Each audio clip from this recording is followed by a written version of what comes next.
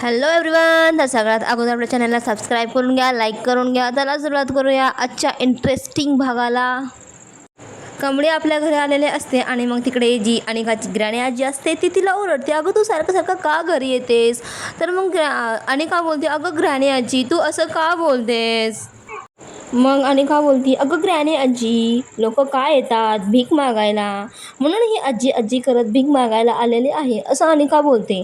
पण तेवढ्यातच कामिनी पुढे येते आणि बोलू लागते. मग कामिनी बोलते, अगं तू अगोदर भिकारी होती, गरीब होतीस आणि तू आत्ता तर अनाथ झालीस.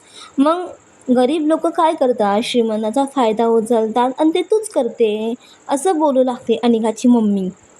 मग आपली कमळी बोलते, बरं ठीक आहे, तुम्ही जे काही बोलताय ना याचा मला काहीही फरक पडत नाही आणि हे मला काय ऐकूनही घ्यायचं नाही. आम्ही एकदा नाते जोडलं की ते आयुष्यभर टिकवतं असं काही कमळी बोलू लागली. मग अनिका बोलते, अगं हे तुझा जो ओव्हर स्मार्टगिरी आहे ना ते तुझ्याकडेच ठेव, आम्हाला शिकवाय नको जाऊ तू, समजलं का. आणि अनिका बोलते, ए बाबा चल आता निघितून.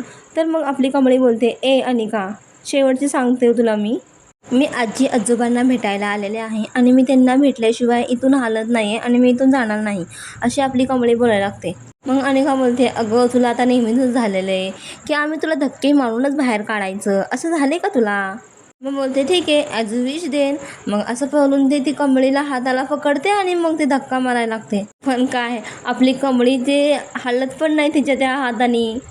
मग तिकडे ती अनिकाला धक्का मारते आणि मग इथून वरून अन्नपूर्णा आजी येते आणि बोलते, अनिका तुला समजत नाही आहे का, तुला किती वेळा सांगितलं मी. तर अनिका बोलते, अगं आजी तुला समजत नाही आहे, तुला ही लुटायला येते आणि तू तिच्या जाळ्यात फसतेस. मग अन्नपूर्णा आजी बोलते, तू गप बस. तू आता इथून पुढे अनिकाच्या कमळीच्या बाबतीत एक शब्द जरी बोललीस ना तर तुझं काही खरं नाही असं अन्नपूर्णा आजी अनिकाला बोलतात. आणि मग ती अनिकाला रूममध्ये जायला सांगते तरी अनिका ऐकत नसते. चला भेटूयात नेक्स्ट एपिसोडमध्ये. Bye, take care.